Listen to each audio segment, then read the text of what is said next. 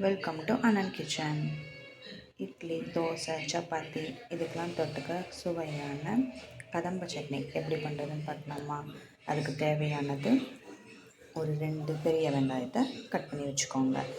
ஒரு 2 தக்காளியை கட் பண்ணி வச்சுக்கோங்க. 2 பச்சை மிளகா, 2 வரமிளகா, கொஞ்சமாக இஞ்சி, ஒரு 4 பல் பூண்டு எடுத்துக்கோங்க. அப்புறமா ஒரு கைப்பிடி புதினா, ஒரு கைப்பிடி கொத்தமல்லி, கொஞ்சமாக கருவேப்பிலை, கொஞ்சமாக வெங்காயம், இது ஒரு தேங்காய் கொஞ்சம் எடுத்துக்கோங்க. அப்புறமா ஆயில் சூடானதுக்கப்புறமா வெங்காயம் நறுக்கி வச்ச வெங்காயம் போட்டுக்கணும். வெங்காயம் போட்டதுக்கப்புறமா நறுக்கி வச்ச இஞ்சி பூண்டு ஆட் பண்ணிக்கணும்.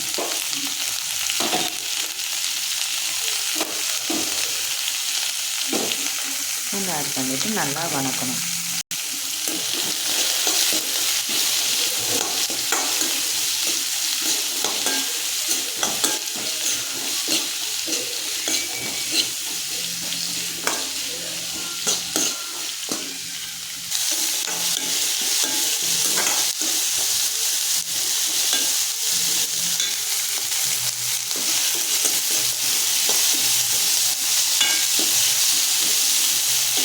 வணங்கினதுக்கப்புறம் வெட்டி வச்ச தக்காளியை ஆட் பண்ணிக்கலாம்.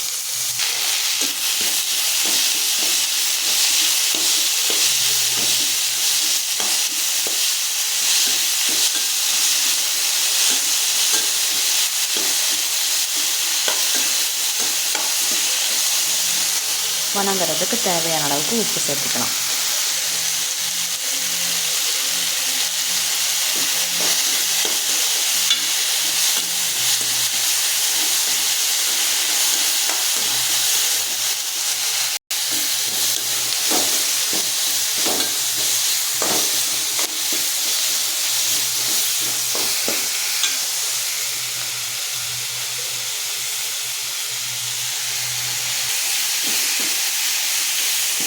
ரெண்டு பச்சை மிளகா, 3 வரமிளகா இதில் ஆட் பண்ணிக்கோங்க.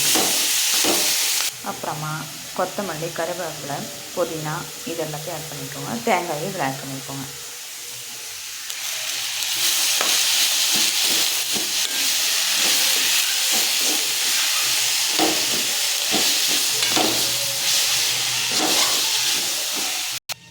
நல்லா வணங்கினதுக்கப்புறம் ஆறுநட்டு மிக்ஸி ஜாரில் அரைச்சி எடுத்துக்கலாம்.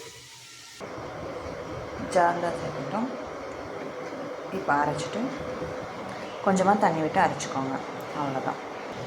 அவ்வளவுதாங்க, கதம்ப சட்னி ரெடி. இதை நீங்கள் இட்லி, தோசை, சப்பாத்தி எல்லாத்துக்கும் போட்டு சாப்பிட்லாம். ஈஸியான கதம்ப சட்னி ரெடி.